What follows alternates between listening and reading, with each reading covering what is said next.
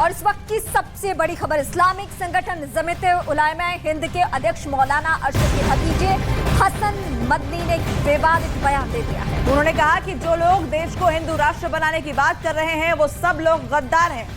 मुंबई में जमीयत-उलमा-ए-हिंद की मीटिंग में हसन मदनी ने कहा है कि हिंदू राष्ट्र की मांग करने वाले सोच लें, फिर मुस्लिम राष्ट्र की मांग भी गलत नहीं है।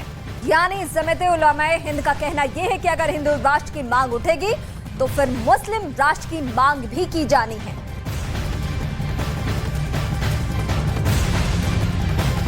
उन लोगों को गद्दारी का सर्टिफिकेट नहीं दिया जाता जो आज इस मुल्क के अंदर ये आवाज लगा रहे हैं कि इस मुल्क को हिंदू स्टेट बनना चाहिए। इस मुल्क को हिंदू स्टेट बनाने के लिए जो कोशिशें कर रहे हैं, असल गद्दार वो है इस देश के, जो देश के अंदर रहकर इस मुल्क को हिंदू स्टेट बनाने की बात कर रहे हैं। अगर वो हिंदू स्टेट की बात कर रहे हैं और वो गद्दार नहीं है, मुसलमान अगर इस्लामी देश की बात करेगा वो गद्दार कैसे हो जाएगा?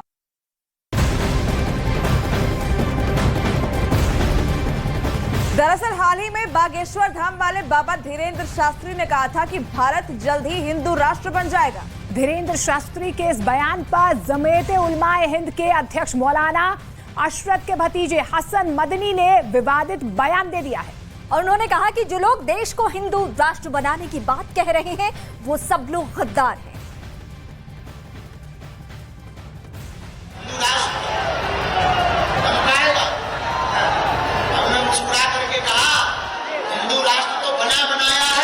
घोषणा बाकी है, भारत में बहुत जल्दी हिंदू राष्ट्र की घोषणा भी होगी। उन्होंने कहा कि ये कैसे संभव है। हमने कहा बागेश्वर बालाजी के यहाँ सबकी अर्जी लगती है, उनकी मर्जी होती है, हमारी भी अर्जी है, राम जी की मर्जी होगी, काम सफल हो जाएगा। उन लोगों को गद्दारी का सर्टिफिकेट नहीं दिया जाता जो आज इस मुल्क के अंदर ये आवाज लगा रहे हैं कि इस मुल्क को हिंदू स्टेट बनना चाहिए। इस मुल्क को हिंदू स्टेट बनाने के लिए जो कोशिशें कर रहे हैं, असल गद्दार वो है इस देश के, जो देश के अंदर रहकर इस मुल्क को हिंदू स्टेट बनाने की बात कर रहे हैं।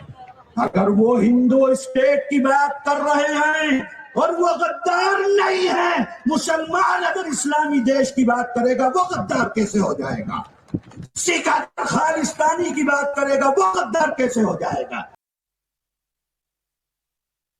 तो एक तरफ यहाँ पर बाबा बागेश्वर धीरेन्द्र शास्त्री की तरफ से लगातार हिंदू राष्ट्र बनाने की मांग की जा रही है और जो अलख उन्होंने बिहार से जगाई है वो ये कह रहे हैं कि इस अलख को हम देश भर में लेकर जाएंगे। और दूसरी तरफ हसन मदनी की तरफ से ये बयान जारी किया गया है जिस पर विवाद खड़ा हो गया। हमारे दो सहयोगी हमारे साथ जुड़ रहे हैं, मनोज हमारे साथ भोपाल से जुड़ रहे हैं और अमित हमारे साथ लखनऊ से जुड़ रहे हैं। अमित, अगर मैं दोनों बयानों को देखूं, हसन मदनी का जो बयान सामने आया है इसके क्या कुछ मायने निकालें? देखिए, हसन मदनी ने जो बयान दिया है वो विवादित बयान है, सांप्रदायिकता से भरा बयान है। और इस पर जब मैंने बीजेपी के नेताओं से बातचीत करने की कोशिश की और खासतौर से जब मैंने बात की योगी सरकार के कद्दावर मंत्री दानिश आजाद अंसारी, तो उन्होंने साफ कहा कि देखिए ये जो सांप्रदायिक बातें हैं, जो सांप्रदायिक भाषण है, इस पर बीजेपी कभी बिलीव नहीं करती है, कभी भरोसा नहीं करती है। बीजेपी केवल विकास की राजनीति करती है, विकास के एजेंडे को जनता के बीच में लेकर जाती है। और इस तरीके की जो बातें होती हैं, जो धार्मिक भावनाओं को ठेस पहुंचाए, इस तरीके की बातें जो हैं वो समाज में जहर घोलने का काम करती है। तो लिहाजा इन सब बातों से बचना चाहिए। और देखिए, जिस तरीके से 2024 का चुनाव है उसको मद्देनजर कहीं ना कहीं अल्पसंख्यक वोट बैंक को एकत्रित करने के लिए इस तरीके की बातें अक्सर हमने सुना करते हैं। अभी जिस तरीके से हसन मदनी ने बयान दिया है, हसन मदनी से पहले कई बार हमने देखा है AIMIM प्रमुख वैसी भी इस तरीके का अल्पसंख्यक समुदाय के लेकर बयान देते रहे हैं। तो जाहिर तौर पर बीजेपी का साफ साफ ये कहना है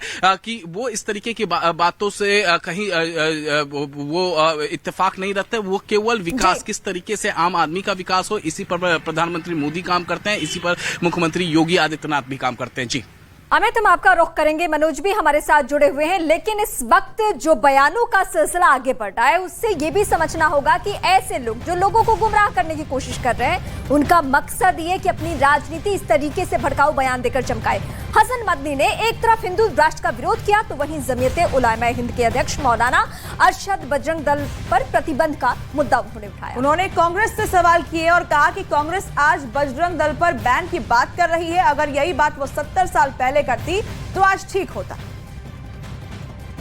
हमसे वादे किए गए कि हम फिरका परस्त और फसाद परवर अनासिर की जमात के ऊपर कदगन लगाएंगे, बंद करेंगे उसको। बजरंग दल के ऊपर हम कदगन लगाएंगे। अगर ये तारीख गवाह है इस बात की कि अगर ये स्टैंड उन्होंने आज से 70 साल पहले हिंदुस्तान के अंदर ले लिया होता, इख्तिदार उनके हाथ से न जाता।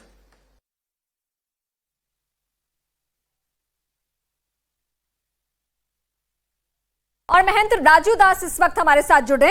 राजू जी, मुझे आपसे ये समझना है कि ये जो हसन मदनी का बयान सामने आया है, सांप्रदायिक बयान, भड़काऊ बयान इसको कह सकते हैं, उस पे आप सनातन से जुड़े हुए लोगों की क्या प्रतिक्रिया रहेगी? गद्दार शब्द का इस्तेमाल किया है।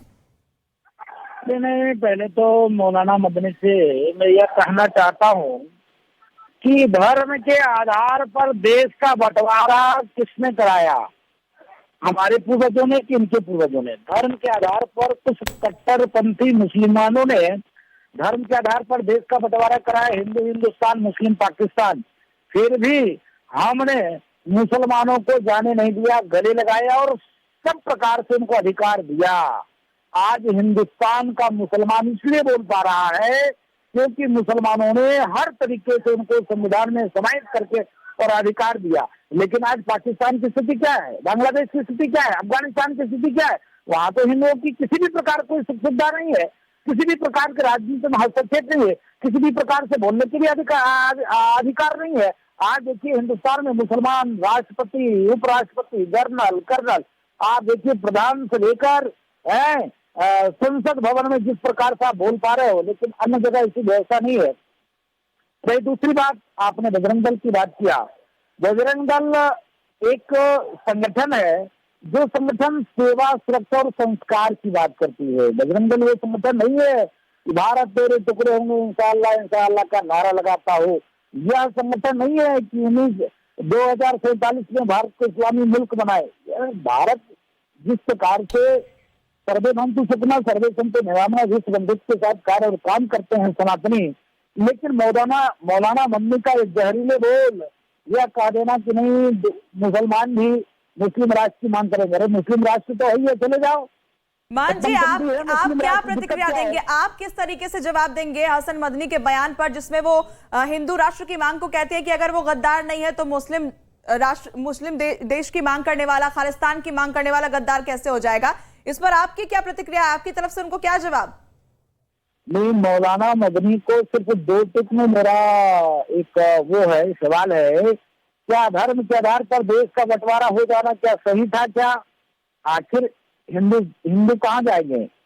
सनातनी सदैव सर्वे भवन्तु सुखिनः सर्वे सन्तु निरामक की बात करता है, विश्व बंधुत्व की बात करता है, सबको गले लगाता है। आज सनातनी की देन है कि आप बोल पा रहे हो, इसके नाते अपनी जहरीली बोल बंद कर दो, समाज को बांटने वाली या मूर्खता वाली भाषा बंद कर दो, नहीं तो सनातनी जगेंगे, उस दिन तुम्हारी जबान बंद हो जाएगी। शुक्रिया महंत राजू दास जी हमारे साथ जुड़ने के लिए। तो लगातार जिस तरीके से बयानबाजी हो रही है उसके बाद बवाल यहाँ पर खड़े हो रहे हैं और बांटने वाला बयान इसे कहा जा रहा है। अरशद मदनी के बयान पर वीएचपी यानी कि विश्व हिंदू परिषद के अध्यक्ष आलोक कुमार ने जोरदार पलटवार किया है। उनका कहना यह है कि बजरंग दल जिहाद इस्लामिक विचारधारा के सामने डटकर खड़ा है। बजरंग दल पर बैन के सवाल पर उन्होंने कहा कि सरकार ने 1992 में जब बजरंग दल पर प्रतिबंध लगाया था तब कोर्ट ने बैन को गैर कानूनी करार दिया था। 70 साल पहले तो बजरंग दल का जन्म भी नहीं हुआ था। बजरंग दल देश का बल है, वो भारत की सात्विक शक्तियों के समर्थन में खड़ा होता है और देश को बांटने की, तोड़ने की हर प्रयत्न का सड़क पर आकर विरोध करता है। ये जो इस्लामिक जिहाद की विचारधारा है, इस विचारधारा के सामने ताकत से धर्म की रक्षा के लिए बजरंग दल खड़ा है। और इस वक्त सीधे हम अपने सहयोगी मनोज का रुख करते हैं। मनोज, ऐसा पहली दफा नहीं है जब बाबा ने इस बात का जिक्र किया हो कि भारत हिंदू राष्ट्र होना चाहिए। हालांकि वो सनातन से जुड़े हुए हैं, हिंदुओं की बातें और कथावाचक के तौर पर उनकी अपनी भावना है, लेकिन जो लोग सियासत करते हैं उनका इसमें कूद जाना, उनको कुछ लोगों को गुमराह करना, भड़काना कहां तक शोभा देता है? क्योंकि जहाँ तक मदनी की बात है, इस तरह का बयान देना कि अगर हिंदू राष्ट्र की बात हो रही है तो जो मुसलमान हैं वो मुस्लिम राष्ट्र की बात करेंगे, जो सिख हैं वो खालिस्तान की मांग करेंगे, तो इस तरह के बयान पर क्योंकि जो जब बात की गई, हालांकि सीधे तौर पर तो जवाब नहीं दिया, लेकिन ये खुलकर जो बाबा बागेश्वर के पंडित धीरेन्द्र शास्त्री हैं वो सीधे तौर पर चुनौती देते हैं कि सनातन धर्म की जो परंपरा है उस पर वो किसी से भी, यानी वो यहाँ तक मदनी से भी शास्त्र नाम नहीं ले रहे, लेकिन वो कह रहे हैं कि हम शास्त्रार्थ करने के लिए तैयार हैं, हम बातचीत करने के लिए तैयार हैं। और जहाँ तक बागेश्वर धाम के पंडित धीरेन्द्र शास्त्री का सवाल है तो पहली मर्तबा नहीं, वो बीते कई सालों से, जैसे कहें हिंदू राष्ट्र की मांग खासतौर पर बीते 6 महीने से तो लगातार हर मंच पर, चाहे वो बिहार हो, चाहे मध्य प्रदेश हो, जहाँ भी उनकी कथाएं हो रही हैं, चाहे वो महाराष्ट्र जाते हो, जहाँ भी उनकी कथा होती है, जहाँ भी उनका दिव्य दरबार लगता है तो वो हिंदू राष्ट्र की मांग करते हैं। और एक वाकया मैं आपको बताऊं कि हिंदू राष्ट्र के साथ साथ जैसे द केरला स्टोरी फिल्म आई, तो इससे जुड़ी केरल की एक महिला जब कल बाबा बागेश्वर धाम के पास पहुंची, धीरेन्द्र शास्त्री के पास पहुंची, जो कि दरबार लगा हुआ था सागर के जैसी नगर में, और जब बाबा से वहां पूछा कि क्या वहां इस तरह के हालात हैं, तो उस केरल की उस महिला से, जो कि खुद उनकी भक्त है, उन्होंने पूरी बातों को समझा, महिला ने अपनी बात बताई। लेकिन उसके बाद जो बाबा का कोट अनकोट मैं आपको सुनाना चाहूंगा कि बाबा ने कहा कि आज भारत का हिंदू सोया हुआ है और उसे जगाने की जरूरत है, क्योंकि जो फिल्म थी द केरला स्टोरी वो भी एक सत्य घटना पर आधारित फिल्म थी। भारत के हिंदू को जगाने की जरूरत है, भारत को हिंदू राष्ट्र बनाने की जरूरत है। आपके पास तो जाहिर तौर पर और देखिए इसी मुद्दे को लेकर हमारे सहयोगी अमित ने यूपी सरकार के मंत्री दानिश आजाद से बातचीत की है, उनका क्या कुछ कहना है सुनिए। मदनी साहब ने एक बयान दिया है कि 70 साल पहले अगर जो बजरंग दल है, अगर कांग्रेस इसको बैन कर देती तो आज इस तरीके की नौबत नहीं आती। देखिए, आज समझने की जरूरत है कि हमारा देश जो है सार्थक राजनीति की तरफ आगे बढ़ रहा है। ये राजनीतिक बयान है और सबसे ज्यादा देश को किसी ने नुकसान पहुंचाया तो सही बात है, कांग्रेस पार्टी ने नुकसान पहुंचाया। और आज हम तरक्की की बात, भाईचारे की बात, विकास की बात हमारे हर जाति धर्म मजहब के लोग सुनना पसंद करते हैं। और यकीनन जिस तरीके से हमारे केंद्र की मोदी सरकार है और उत्तर प्रदेश की योगी सरकार है, इस डबल इंजन की सरकार ने जिस ईमानदारी से धरातल पे जनता के विकास के लिए काम किया है, ऐसा किसी भी दल, चाहे कांग्रेस हो, सपा हो, चाहे बसपा, उसने नहीं किया। और आज हर जाति धर्म मजहब को आगे बढ़ाने का, उनके लोगों को आगे बढ़ाने को सुनिश्चित कर रही है हमारी सरकार। तो देखिए, इस पूरे मुद्दे पर लगातार जो है बयानबाजी भी तेज हो गई है, सियासत जो है लगातार हो रही है। अमित, जिस तरीके से यहाँ पर अब बयानबाजी भी हो रही है और देखिए सीधे तौर पर ये नजर आ रहा है कि किस तरीके से टारगेट किया जा रहा है, बांटने की राजनीति यहाँ पर इन बयानों के साथ हो रही है। जी हाँ, बिल्कुल बिल्कुल बांटने की राजनीति हो रही है। और कहीं ना कहीं जो बीजेपी की सरकार है, जो योगी सरकार है, उनका साफ साफ ये कहना है कि बांटने की राजनीति नहीं होनी चाहिए। राजनीति हो या विकास के एजेंडे पर राजनीति हो, विकास की बातें हो, किस तरीके से लोग अपने जीवन में आगे बढ़े, किस तरीके से उन्हें आर्थिक लाभ पहुंचे, सामाजिक लाभ पहुंचे, इस पर राजनीति होनी चाहिए। और खासतौर से देखिए, जिस तरीके से मदनी का बयान आया है, मदनी का बयान का हर कोई जो बीजेपी के सरकार में है, जो मंत्री हैं योगी सरकार में, हर कोई निंदा कर रहा है और कह रहा है कि देखिए विकास के एजेंडे पे बात होनी चाहिए। और देखिए, जब धीरेन्द्र शास्त्री ने पटना में, बिहार में बयान दिया था हिंदू राष्ट्र का, और ये पहली बार नहीं था कि धीरेन्द्र शास्त्री ने पटना में बयान दिया था, इसका पहले भी जब वो प्रयागराज में आए थे उस दौरान भी उन्होंने हिंदू राष्ट्र की बात उठाई थी। और हर जगह जहां भी वो कथा कहने के लिए जाते हैं वहां वो हिंदू राष्ट्र की बात उठाते हैं। लेकिन इस बार पहली बार इस तरीके से रिएक्शन आया है, मदनी का रिएक्शन इस पर आया है। और कहीं ना कहीं इसको लेकर जो अयोध्या में संत हैं या फिर जो लखनऊ में संत हैं,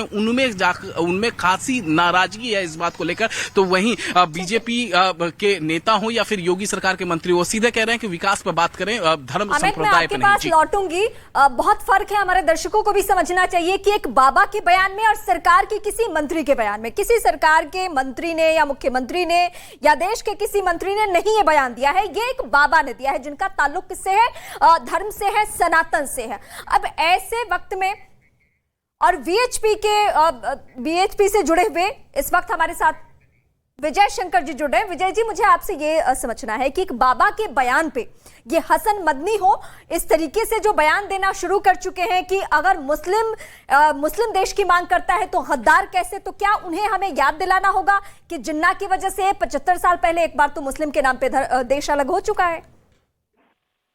देखो, गजनी से लेके मदनी तक ये सब एक चरित्र के लोग हैं। और जहां तक गद्दारी की बात है तो गद्दारी की किसने? 1947 में जब भारत में का बंटवारा हुआ तो गद्दारी तो ये लोगों ने की। तो इस प्रकार की जब ये बात करते हैं तो ये घबराए हुए हैं। कारण क्या है कि देश का जो हिंदू है अब वो जाग गया है।